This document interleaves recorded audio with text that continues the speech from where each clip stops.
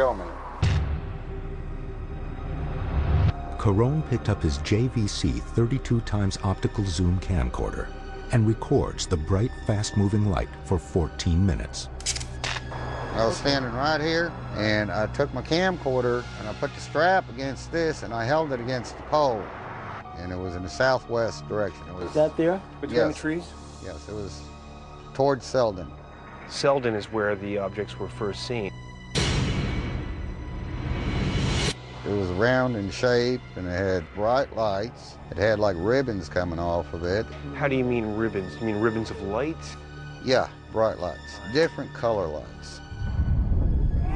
And, you know, some of this could be seen with the naked eye. What color was the light on the object? Red, blue, green, all different colors. So the object itself is changing colors? Yes, yes. Carone describes the object as being multicolored, noiseless, and making ribbon-like patterns. What about the suggestion that these were F-16s? I've never seen an F-16 do that. This did not look like an F-16 to you? No. No. I know what an F-16 sounds like going through the eye also. Okay. It can be heard.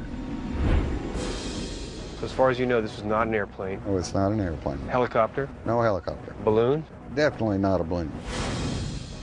Certainly, you've got an event that made people believe they were looking at something paranormal. For the first time, Carone relinquishes his video footage and camera to the team in hopes that they may uncover what occurred that night. There was definitely something on that videotape. Could this be the first documented evidence of the Stephenville event? Guys, we got something great for you. Never before has this video been released to the public. It's not just a glimpse of an object. He had over 14 minutes of footage. And when the team analyzes it, I can't explain that. There's something going on. They uncover disturbing evidence. I'm convinced.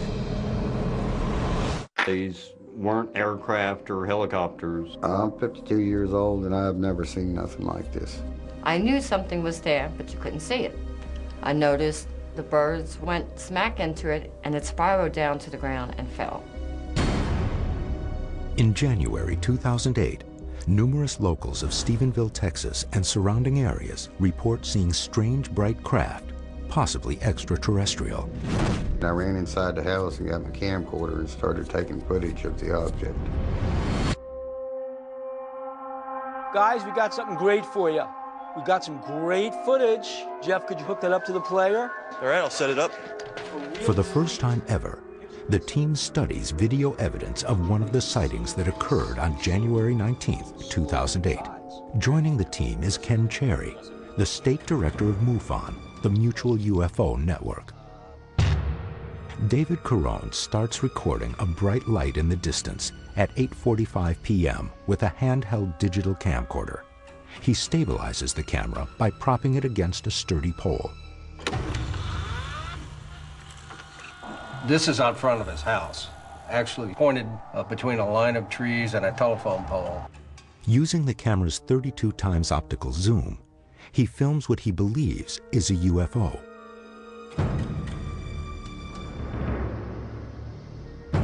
The object has either a serpentine shape or produces ribbon-like patterns. Well, that looks severely blurred or defocused. He's got it on some kind of night shot right now, which is why you're getting this sort of stutter. Because the sighting occurs at night, Carone uses a special camera setting to capture images at low light. He said he saw it with his naked eye. Yes. Before he put the camera up to it, because that's what got him to go inside the house and get the camera. If he says this is what he actually saw, maybe not as pronounced, exactly, but he saw streaks coming off it with his naked eye, that tells me, okay, fine, he's seeing something. The light displays another unexplainable characteristic. It looks like it's definitely multicolor. Probably the most curious thing to me is that the object appears to be changing colors throughout the spectrum. I can't explain it. Have you seen these kinds of shapes before? What is the object? Is this image the result of operator error? Or could Carone have actually videotaped a UFO? Well, we could simply try to reproduce this effect and see if we can get something similar to that. Let's do it. All right. Great. It's a good-sized university. It's a point guy's named Clint. Yeah. Dr. Ted Ackworth, along with experiments producer John Tyndall, head to Tarleton State University to see if it is possible to recreate the alleged UFO footage. To me, it looks like there's a lot of hand vibration, which is what's making it look like a UFO. So I really want to set up an experiment to see if we can mimic the shaking of the hand and recreate the effect that we have on the footage. Okay. Meanwhile, Pat and Bill have discovered a new twist in their investigation. This is not about a January the 8th sighting. This is about a cluster of sightings in a low population area. A lot of people believe that this case is about a January the 8th sighting. In fact, it's not. Local media claimed the mass UFO sightings began on January 8th, but Ken Cherry has found evidence proving them wrong. The story begins in December of '07. MUFON typically receives 20 UFO reports a month from Texas, but that number was quickly surpassed by the reports from this single town. So the first week of December, we have 2. Second week, same area, we have 4. Third week, 7 reports, got 5 more. At this point, we realize that we have a very significant mass sighting. Some claim that the rash of new reports in and around Stephenville were by people who were inspired to see lights in the sky immediately following the flurry of media reports that began on January 10th.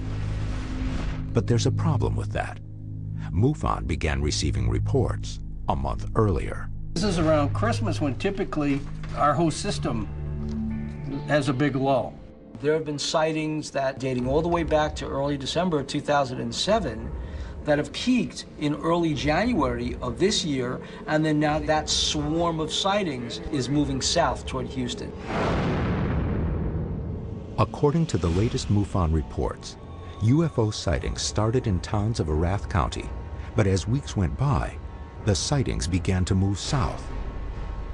January 20th, San Antonio, a cigar-shaped UFO. January 26th, San Antonio, flying disc. January 29th, Katy, strange triangle. February 2nd, Houston, a bright sphere. The sightings eventually taper off around Houston in February 2008, but reports are still being collected in this ongoing investigation. It's almost like a flock of birds. I hope it's not, but that's what it seems like. What was the object or objects that many residents witnessed and David Carone filmed? Then we have to do both. Yeah, that's all we need. Ted, using Carone's video camera, attempts to recreate the footage in question. They rig the base of the camera to a spinning drill, which moves the camera left to right, mimicking the movement of the hand. Carone claims to have shot a steady image, holding the camera against a pole. But could a shaky camera produce the ribbon effect as seen on the tape? We've set up the camera. We've got a point source on the horizon. It's very small, I like that. The camera records a light on the other side of the room, representing the alleged UFO. There are